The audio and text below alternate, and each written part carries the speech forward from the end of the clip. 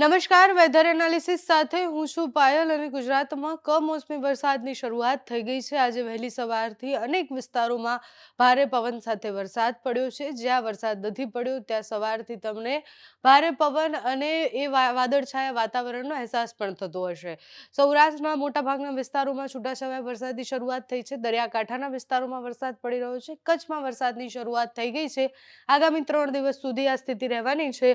19 તારીખ એ ભયંકર વરસાદનો દિવસ એટલે કે હવામાન વિભાગની આગાહી જોઈએ તો 19 તારીખે ભારે વરસાદની આગાહી હતી અને એટલે જ હવામાન વિભાગની આગાહી પ્રમાણે અને વિંડી શું કહે છે એ બંને જોઈએ આપણે। વિંડીમાં જોઈએ તો તમે જુઓ કે સિસ્ટમ એકદમ નજીક આવી। સિસ્ટમ જ્યારે નજીક આવે છે ત્યારે એની અસર સાંજ સુધીમાં કચ્છના આખા વિસ્તારને એ સિસ્ટમ કવર કરશે। સાથે જ આ દરિયાકાંઠાનો એટલે જામનગરથી લઈને આ બાજુ વેરાવળ સુધીનો દરિયાકાંઠાનો જે વિસ્તાર છે એને કવર કરશે। એટલે એ સિસ્ટમની અસર જે પાકિસ્તાન તરફથી સિસ્ટમ આવી રહી હતી, પાકિસ્તાનમાં પણ એની સૌથી વધારે અસર થવાની છે। રાજસ્થાન સુધી એની અસર થવાની છે અને સિસ્ટમ ધીરે ધીરે આગળ વધશે એટલે કચ્છ ઉપરથી એ પસાર થશે। કચ્છ પરથી પસાર થઈને ઉત્તર ગુજરાત તરફથી આગળ વધી જવાની છે। પણ જ્યારે કચ્છ પરથી પસાર થશે ત્યારે તમે જુઓ કે એની તીવ્રતા કેટલી વધારે છે।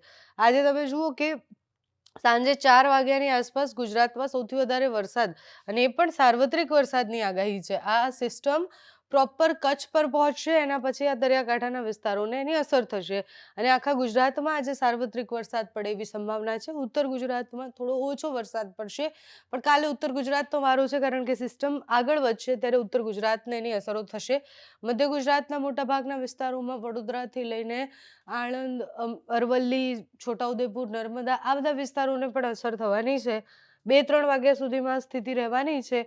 સાંજ પડતા સુધીમાં દક્ષિણ ગુજરાતને પણ એની અસર થશે। ધીરે ધીરે સિસ્ટમ આગળ વધી જશે, તીવ્રતા થોડી ઓછી થઈ જશે એટલે સિસ્ટમ આગળ વધશે। એના પછી ઉત્તર ગુજરાતને અસરો થતી દેખાશે। એકવાર સિસ્ટમ પસાર થઈ જાય એના પછી પણ જે ભેજવાળા વાદળો હોય એના કારણે છૂટોછવાયો વરસાદ પડતો હોય છે અને એ સ્થિતિ અત્યારે દેખાઈ રહી છે કે ભેજવાળા વાદળોને કારણે છૂટોછવાયો વરસાદ પડશે ગુજરાતમાં। 20 તારીખ સુધી આ સ્થિતિ રહેવાની છે। 21 તારીખથી ક્યાંય વરસાદ નથી દેખાતો। સતત જે વેસ્ટર્ન ડિસ્ટર્બન્સ ઉપરથી પસાર થઈ રહ્યા છે એટલે ઉપરના બધા જ પ્રદેશોમાં મનાલી, લેહ લદ્દાખ આ બધી જ જગ્યાએ હિમવર્ષા થઈ રહી છે। ગુજરાતમાં એ હિમવર્ષાને કારણે વરસાદ અને જે સિસ્ટમો પસાર થાય છે એના કારણે વરસાદ પડવાની સંભાવના છે। હજુ ગુજરાતમાં આ માર્ચ મહિનાનું એક જ માવઠું નથી, આના પછી પણ માર્ચ પૂર્ણ થશે એટલે 27-28 તારીખની આસપાસ પણ એક માવઠું આવે એવી આગાહી હવામાન નિષ્ણાંતો દ્વારા કરવામાં આવી છે।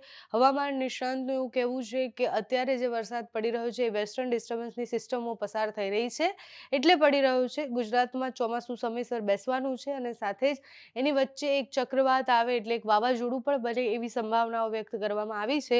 હજુ એ લાંબી સંભાવનાઓ છે। વેધરમાં એવું હોય કે દર 24 કલાકે બધું જ બદલાઈ જતું હોય, દર 2 કલાકે પણ બદલાતું હોય પણ મેજર જે આગાહી કરવામાં આવે એ આગાહીઓ 24 કલાકમાં ઘણી બધી બદલાઈ જતી હોય છે। અત્યારે આપણે જોઈએ કે દુનિયાભરમાં જે સ્થિતિ છે એટલે યુદ્ધો ચાલી રહ્યા છે એના કારણે પોલ્યુશન, એના કારણે જે ગ્લોબલ વોર્મિંગની આપણે વાત કરી રહ્યા છીએ, સૌથી વધારે ભોગવવાનો વારો ખેડૂતોને આવતો હોય છે અને અત્યારે પણ કરા સાથે ગઈકાલે જામનગરના લાલપુરમાં વરસાદ પડ્યો। એ લાલપુર ગામમાં કરા સાથે વરસાદ પડ્યો તો ખેડૂતોને ખૂબ નુકસાન થયું છે। એવા જ બહુ જ બધા ખેડૂતો સૌરાષ્ટ્રના છે જે આ માવઠા પછી પણ એમને ઘણું નુકસાન થવાનું છે। એટલે અંતે તો જ્યારે ખેડૂતનો વારો આવે એટલે અંતે કંઈ પણ ચાલતું હોય દુનિયામાં ભોગવવાનું ખેડૂતને આવતું હોય છે અને અત્યારે ખેડૂતની પરિસ્થિતિ પણ એવી જ છે।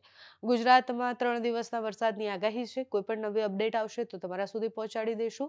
અત્યારે આ વિડીયોમાં બસ આટલું। જો તમે અમને યુટ્યુબ પર જોઈ રહ્યા હોય તો સબસ્ક્રાઇબ કરજો, ફેસબુક પર જોઈ રહ્યા હોય તો ફોલો કરજો, અમારા આ વિડીયોને લાઈક અને શેર કરજો।